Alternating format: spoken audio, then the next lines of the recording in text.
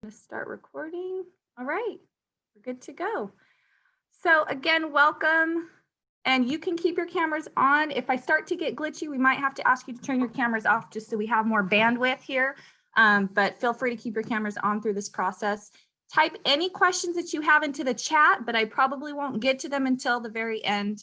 But I will address them at the very end after the PowerPoint. So right now I'm just going to give you a whole lot of information. It might feel overwhelming, but I promise you that it will work itself out and we'll figure it out together, okay? So again, you are looking at a master's in counseling in hybrid school counseling model, and I'll go into a little bit about what that hybrid model means in a second here. So today we're gonna go over some of our core values, program overviews, admissions criteria, what the curriculum looks like, what practicum and internship look like, which I know a lot of questions come about practicum and internship, introduce you to some of our faculty, talk a little bit about accreditation, and then go into some additional program requirements that you may or may not expect, and then look at some professional pathways. And then I will, like I said, have an opportunity for you to ask some questions and get some answers in there for you. So just starting off, I want to talk a little bit about OSU. We are a land grant institution, which means that we are committed to teaching and outreach and engagement with our local urban rural areas. Oregon State University promotes economic, social, cultural, and environmental progress. This is really huge and a piece of our core value. We have a rigorous focus on academic excellence and improving human health, wellness, promoting economic growth, and social progress. So it's a little bit about OSU core values. So OSU is the big umbrella, that's the core values, and then we're gonna get a little bit smaller. Here's the College of Education. Here's a picture of our actual building that some of you may or may not be familiar with. If you've ever been to Oregon State University, you may have seen this building before. This is the College of Education, and this is where the counseling unit is housed. And our vision is the College of Education strives to be an international leader in research and the preparation of change agents. So we really want to create change agents that are going to go out into the world and make change. That's a really huge part of our vision. And our mission, change agents, we believe, make a difference by promoting innovation, social justice, and lifelong learning. So you'll notice if you choose OSU, if you choose to apply to OSU, that our curriculum and courses are woven in with a bunch of social justice. We promote innovation within all of our courses. So it's a huge piece of that. So that's the College of Education. Now let's look at some core values for the College of Education. Social justice, like I mentioned, innovation, intersection of practice and research. So we really feel that you inform our practice with our research. So we do our research, we inform our practice with that. Reflection, so we build on reflective practices, again, and integrity. These are all woven into all of our courses that we offer here at OSU through the MCOUN school counseling program. And then we have, going down one more level, we have our counseling academic unit. So we have counseling academic unit, which is housed in the College of Education, which is housed at OSU. And we really believe that we prepare professional leaders who promote social, psychological, and physical well-being of individuals, families, communities, and organizations. And we stand for social justice. We stand for social and economic and political justice. We are proactive educators. Again, we believe change agents are a big part of what we do. Advocacy is a huge part of what we do. We interweave that into all of our courses, and not just our courses, but our relationships with our students as well. Social justice and economic and political justice are a huge piece of what we do.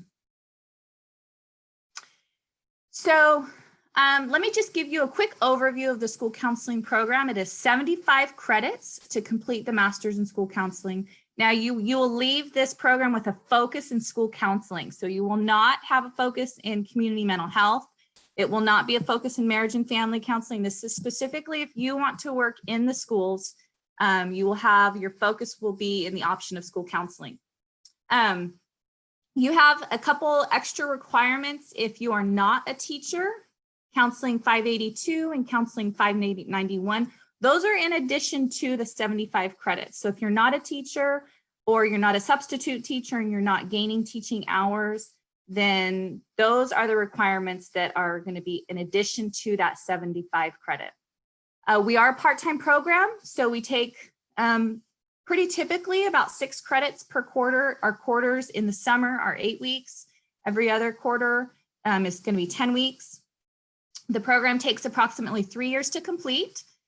This includes all of your courses, your teaching practicum, and your school counseling practicum and school counseling internship. And we'll talk a little bit more about those in a second. And you can finish the program, it's part-time, but you can do it in 3 years. So that's a really cool piece about this program. We fulfill the TSPC, which is the teachers, let's see, oh no, teachers something, practice something. don't quote me on that one. TSPC is the teacher and counseling requirements in Oregon. We fulfill those requirements, and we also fulfill a KCREP. I'm not even going to go there to tell you what that means. I'll tell you a little bit later, actually. We fulfill those requirements, and that's really important because that sets a really high standard for Oregon State University that we are able to fulfill and be able to offer you those courses through that lens. The hybrid course format includes online and face-to-face coursework. So online, we use Canvas, and that's our learning management system, our LMS that we use, the platform that we use for our online component. We also call that asynchronous. And then our synchronous component, or our face-to-face coursework, happens in Wilsonville, Oregon. And that's typically, well, it's always going to be 2 Fridays and Saturdays each quarter. So it typically falls on week 2 and week 8 of the quarter. But if, for example, this past summer, we had the ASCA National Conference falling on the same weekend. So we moved our weekend so that students could go to the ASCA National Conference. And we moved our weekend. So teaching ended up being, I think, on week 3 and week 8 during the summer. And so, but typically you will have week 2 and week 8 in the teaching realm, the face-to-face teaching realm. And that'll be on Fridays and Saturdays each quarter. We focus on diversity and social justice throughout our coursework. And again, we are KCREP accredited. So let me go a little bit into what the hybrid learning environment looks like. In a traditional face-to-face requirement, you're going to have more seat time. You're going to have scheduled day time for classes. The instructors typically leads the learning. You may or may not use online technologies. Hopefully nowadays and age, you're using online technologies, even if you're in a traditional face-to-face requirement setting. And it may rely a little bit on external motivation. So meaning the instructor needs to sort of motivate the students. You need to have more structure. You need to be there, you know, assigning classes and those kinds of things. Conversely, in the hybrid class, we only have face-to-face class 2 times a term. And so you really, the asynchronous assignments may be completed at any hour. You have a lot of flexibility. You know, I have students that work full-time jobs and come home and they do their coursework and they're able to complete it at 11 o'clock at night. Whereas, you know, traditionally you'd have to be in a scheduled seat time and attending class and those kinds of things. So there's a lot of flexibility there with when you complete your assignments, although the assignments do have due dates and most of them are weekly due dates. There's a lot of flexibility with the time of day that you can complete those. We have a lot of peer-to-peer learning in our online coursework. So we have a lot of group work and peer reviews and things like that that happen in the online environment, which can be interesting at times to get a group together in an online environment, but it really emphasizes that peer-to-peer learning. We have a robust use of media and other online technologies. So for example, in my courses, I'll use Jamboard, I use Kahoots, we use all kinds of online and media and online technologies to boost that learning and increase that engagement online. It does require a high level of self-motivation. So if you are going to be in a hybrid class, you're going to have some sort of external or internal intrinsic motivation to complete those courses, because you won't have an instructor meeting with you every week, although the instructors are available to meet with you on a flexible schedule. You won't have that requirement every day or every couple of days. So it does require some motivation. So what makes our program unique?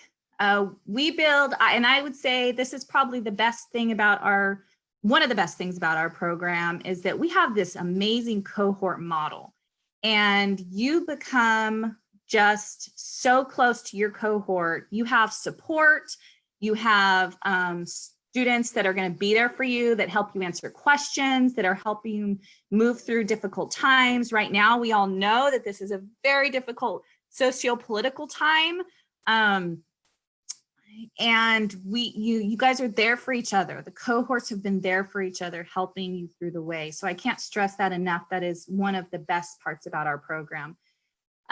We attract students from everywhere. So from all ages, ability levels, ethnic, cultural identities. Our program is so diverse and so rich in its roots that it's really a cool thing to see when we have all of our students together and to look at all the different ability levels and look at all the different cultural identities and everything that everyone has to contribute to our program is just amazing.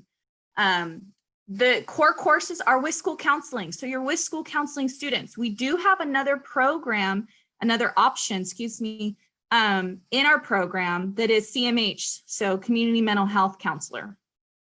And some of our classes are combined with those students, but we have a handful of them, our core courses that are just with your school counseling students. And so you really get to build up a professional network together, and you really get to, again, be with your cohort. We have highly qualified faculty. So all of our faculty have earned PhDs. A lot of them have earned them from Oregon State University, myself included. I graduated a while back from the doctoral program after being a school counselor for about 10 years. I went and got my PhD from Oregon State University, going through their hybrid program with, a lot of children in tow. And I did it, and it was amazing. And then I was able to get hired on at Oregon State University. And so I can really help out students that are going through a lot of the same stuff that I went through as a student. But even our part-time instructors have PhDs. They have earned PhDs. So we're very highly qualified faculty. We also hold a Carnegie ranking as a Research 1, which basically means we have really awesome resources. We have library resources that are just amazing. And we have doctoral students that are great resources that help us out in our master's program. And it's a really great thing to be a Carnegie ranking as a Research 1 institution. Our OSU eCampus is a national leader in online education. So we've won awards, and this is eCampus is what our program is through. It's through eCampus, and that's how it's delivered. And so being a national leader in online education is a really good thing to be able to post here. And we walk the talk. Courses integrate essential components that you read and saw in our vision and our mission statement. We have lots of diversity considerations and self-reflections and implications for ethical practice that we really do walk the talk. As you can tell, I love our program. Okay, so let's get into some admission requirements. You do have to have a bachelor's degree. Your cumulative GPA does need to be 3.0. You do need to have official transcripts from all post-secondary institutions that you've attended. So if you went to that, community college back, 10 years ago, and you took a couple art classes, yes, we need those transcripts. Okay. We like to see all of your practice, all of your history when it comes to that. Statement of objectives and 3 letters of recommendation. Now, to be clear, the 3 letters of recommendation don't need to actually be letters. You just give us the contact information of whom those letters are going to be from, and OSU requests the letters. So if you do end up including a letter in your application, it will just be included as an unofficial reference. And so you just want to put the name of the reference. We request the letter, then it becomes official, and it's an official reference for you. So that's something to be noted. I have a lot of students that submit the letter and then we can't count it as official. So pay close attention to that. GRE is not required. And we do consider a GPA of 2.75 with explanation of circumstances. So if way back in that day when you had that art class at community college and you got an F and it brought down your cumulative GPA, those are things that are understandable and with explanation will still be considered an application. Also important to note that any history of criminal justice involvement beyond traffic violation will require an explanation, not necessarily a barrier to entry. So something to note there as well. Admission process, as you know, the deadline is December 1st for your application. The screening will be January 16th. And then we go into what we'll have as group interviews. Your group interviews are going to be March through April, depending. So these are all just dates that aren't set in stone, but just to give you sort of a light timeline. Invitations to attend will be sent out in April and then waitlisted as needed. Now I can tell you that we have typically anywhere from 70 to 90 students applying for the program on any given year. And we accept 18 to 21 students. So it's pretty competitive, but don't let that deter you from applying because we look at every application. And so in talking about looking at every application, let's just talk a little bit about the admissions criteria. We do look at academic background, aptitude for graduate study. We look at alignment of professional goals. So read our mission, read our vision, read the College of Education's mission and vision, and look at the core goals that we have, the core standards that we have. And we like to make sure your professional goals are aligned with that. We also look at your personal qualities with profession of school counseling as evidenced by your personal statement and your references. So your statement's really important to relate it back to school counseling. Your applicability of educational background to profession of school counseling is evidenced by your transcripts. So what does that mean? That means we look at what your undergraduate major was. Now that's not to say that if your undergraduate major was in something like, I don't know, I'll throw out there, you were an art major. I'll just use art because I've been using art. That's not to say you're not going to get in. It's just considered. It's considered into that. Okay, so don't let that deter you as well. You could have really strong areas in your application and weaker areas in others and still be considered as an applicant. Relevance of work and volunteer experience. I can say that if you're going to get over that hump of being able to get in, it's going to be your volunteer and work experience that puts you there as evidence of your resume. So you'll be submitting your resume as well, and we look on there and we look at your work experience and your volunteer experience. Again, that doesn't mean if you don't have experience, you shouldn't apply. That means that what I've seen is students that are sort of on the fence. It's always been their volunteer experience or work experience that's put them into that category of being considered. Presence of an investment in cross-cultural experiences and social justice. This is a big one, and this is going to be evidenced by your personal statement. So if you want to be considered as an applicant, you better weave some social justice into that personal statement, because that's something that is really important in our program. It's reflected in the work that we do with each other. It's reflected in the courses that we teach, and it's really influential when it comes to how we work with students. So include that in your statement. Okay, so the curriculum. Let's talk a little bit about the curriculum. The Common Core areas required by KCREP are the knowledge areas that are fundamental to counseling profession. There are 8 of them, 8 core areas. I won't read them to you right now, but I can tell you that our courses are reflected by these 8 core areas in here. So for example, career development is one of the 8 core areas. We have a career development class. Okay, so with all of our classes, we hit on these 8 core KCREP areas. Here's what your course sequence will look like. Year 1, you'll just be doing some introductory classes, a little bit of social and cultural perspectives. So you're doing a lot of reflective practice and again, interweaving that social justice aspect into all of these courses. You'll start on theories, which is a really fun class. You get to start practicing counseling during Counseling Theory 1, not with other people out in the public, but with each other as students. You start to look at your micro skills and reflective listening and active listening and those kinds of things. Looking at some development and those kinds of things. In year 2, we move into practicum. And so the bulk of your time in each quarter will be spent in your practicum. We take pre-practicum typically in the summer, and we don't work with clients or students yet, but we work again with each other, but it's a deeper understanding of that, of your micro skills and those kinds of things, how to build relationships with your students. And then in practicum, we start that in the fall of your second year. And I'm going to go a little bit more into that practicum in a second. But I do want to go over year 3, and that's when you do internship. Internship is 5 credits. So you'll have a little bit more than that 6 credit load those last couple of years. Excuse me, those last couple of quarters. And again, you will have to take, if you are not a teacher or a substitute teacher and have attained those 200 teaching hours, you will have to take what's called instructional strategies for school counseling in the fall, and that's a fully online class.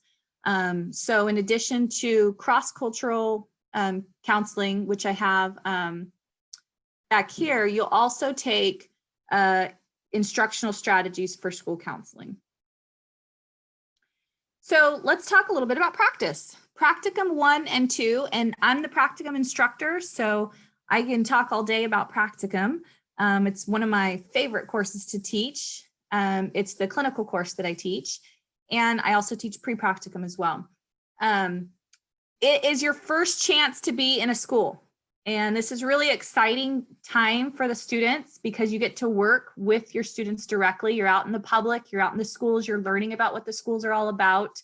You're doing 100 hours, of which 40 are direct client hours. So that means you're doing 40 counseling hours, and you're doing 60 hours that are like prepping for the counseling, doing IEP meetings, doing things like that are more indirect of your client. Our students never have an issue getting their hours. So they're typically on site for about 5 hours a week through practicum 1. And then again, another 5 hours a week for practicum 2. So all together, you need 100 hours, and you gain 50 of them in practicum 1 and 50 of them in practicum 2.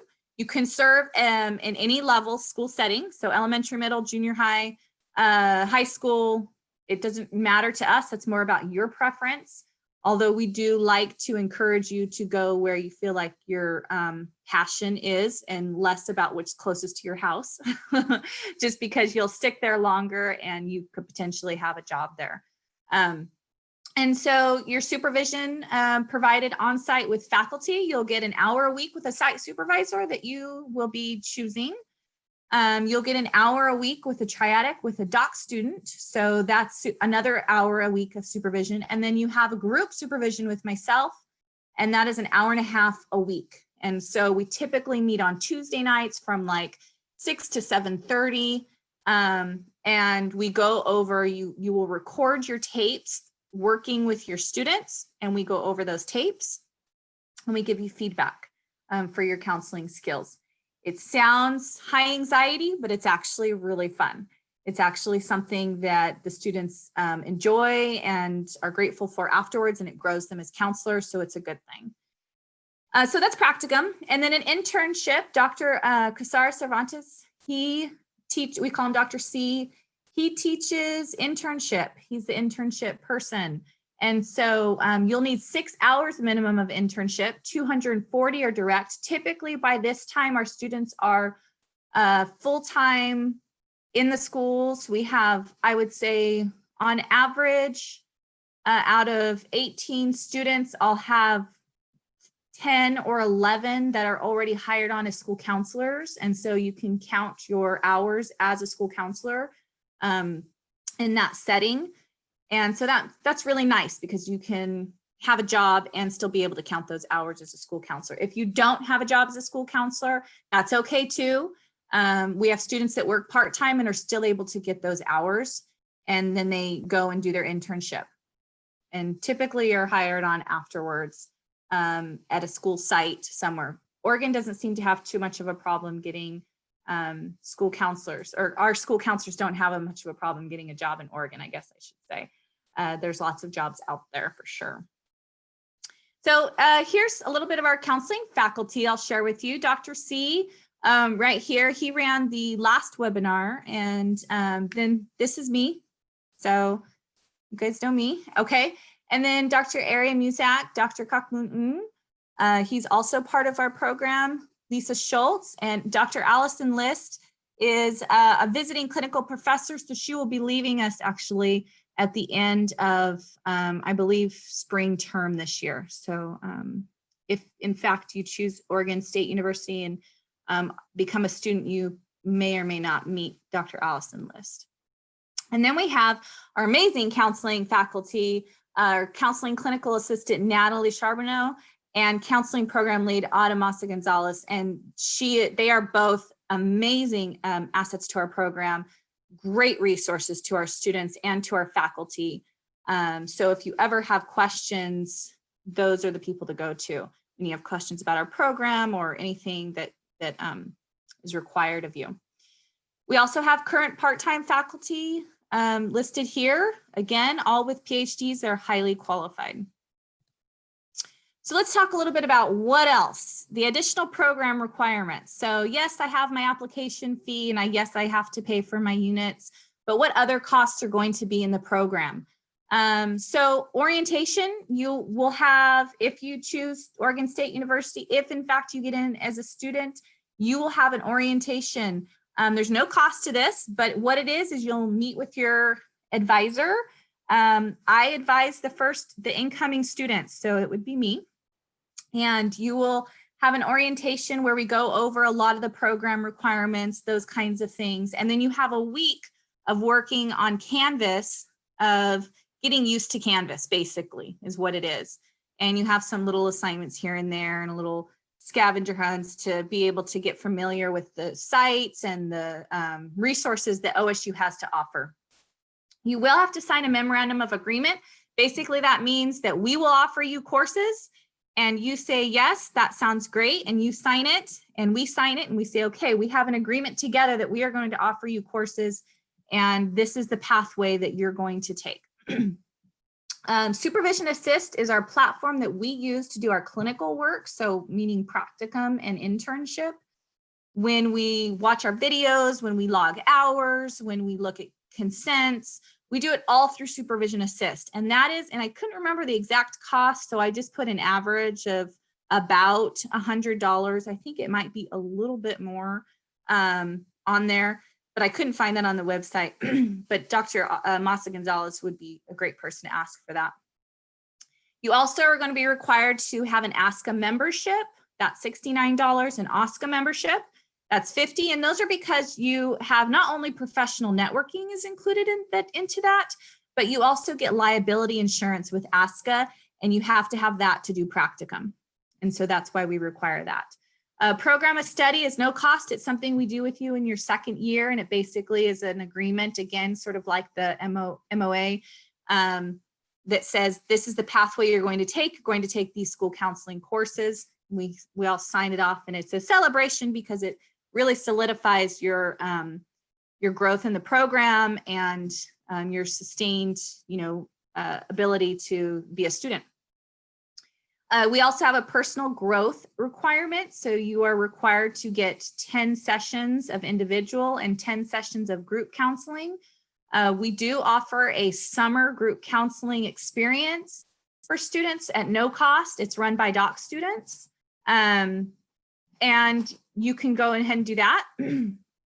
You can also do group counseling on your own.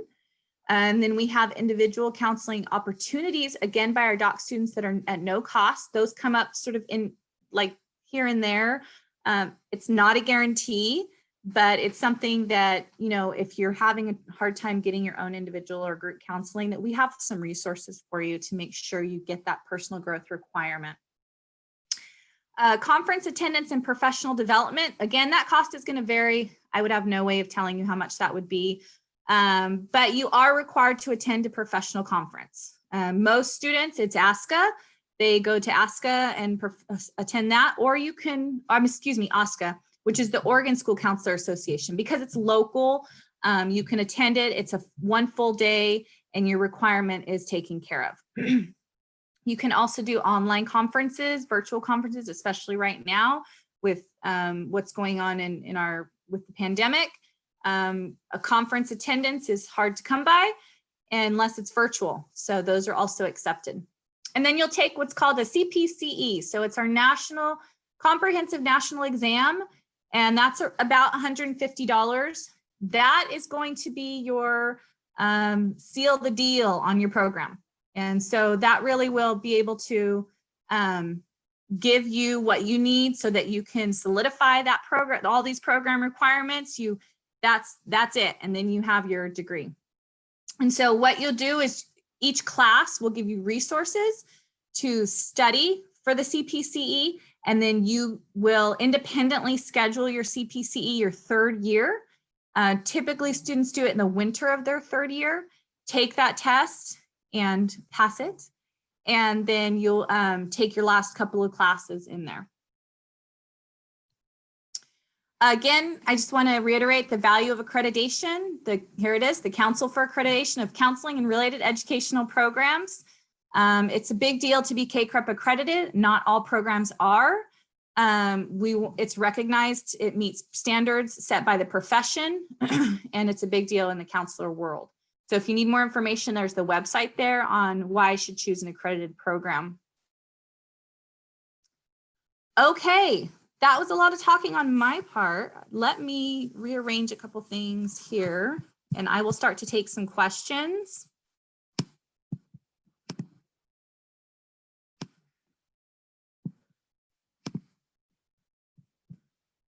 Okay. Okay, so I see one question in the chat pod. Can official transcripts be submitted via mail? Okay, my master's was in England. They do not send official transcripts electronically, unfortunately. I'm sure they can be. I don't know the definite answer on that. I would email Dr. Gonzalez, Adamasa Gonzalez on that, but I don't see any question why they wouldn't be, Shelby. I think that they would be just fine. As long as they're official, you're good to go. They go right to the graduate program, and the graduate program gives everything to us. So yeah. Okay, I'm going to stop the recording now so this can be